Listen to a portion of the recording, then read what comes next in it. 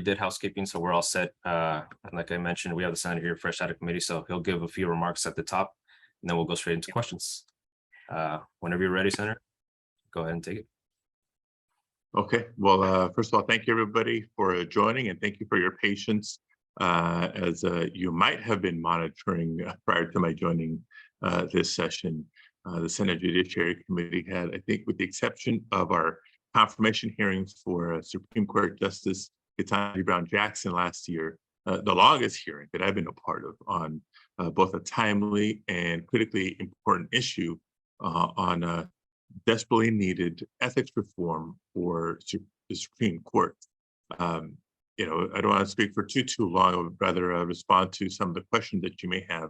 But clearly, there is a need for an enforceable and clear code of conduct at the Supreme Court. It's, I mean, it's most people that I talk to find it hard to believe that there isn't already an enforceable code of conduct that speaks to transparency, that speaks to issues of recusal for the highest court in the land. And what we're talking about is not a new way of ensuring accountability for federal government officials.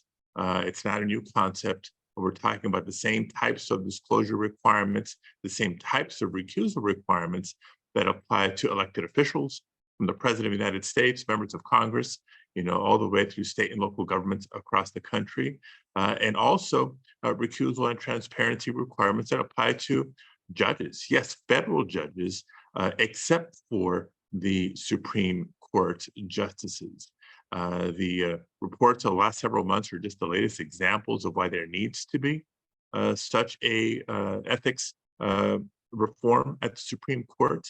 For folks who say that this is Congress being too aggressive and too ambitious, and the Supreme Court can and should take care of this for themselves. They've been afforded that opportunity in years past. They've been afforded that opportunity in recent months, and they refuse to do so as a body.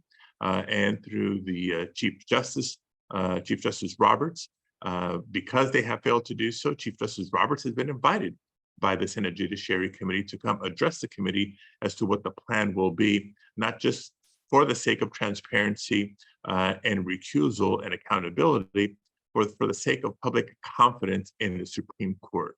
I think that the American people know better than they have in a long time the importance, the significance of the Supreme Court as a body, the impact of their decisions. And when we have these ethics concerns about individual justices at the Supreme Court, it does create doubt, not just on any particular decision or opinion that is issued, but on the entity itself. So for the sake of faith in the institution, for the sake of faith in our democracy, this is a necessary step. And I'm glad on the one hand that the Judiciary Committee moved this measure forward to the full Senate for consideration. I'm disappointed, but not shocked that it was strictly on a party line vote. So with that, let me turn it back over to you, Edgar. Let's open it up to some questions. Yeah, of course. Thank you, Senator. Like I mentioned at the top, if folks have any questions, please feel free to use the Q&A function to ask your question, or use the raise hand feature. And please identify yourself and what outlet you're with. So we'll get a few seconds to see if we have any questions coming in, Senator. Okay.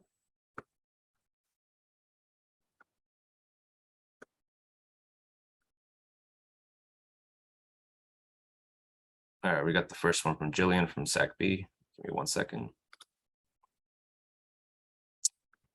Go ahead, Jillian, you should be able to. Thanks, Edgar, and thanks, Senator. I'm wondering if you can talk a little bit about the Kennedy Amendment in its original form to just condemn racist remarks against Justice Thomas without discussing, of course, all of the other Supreme Court justices who have faced discrimination, and why it was important to alter that to include all the justices.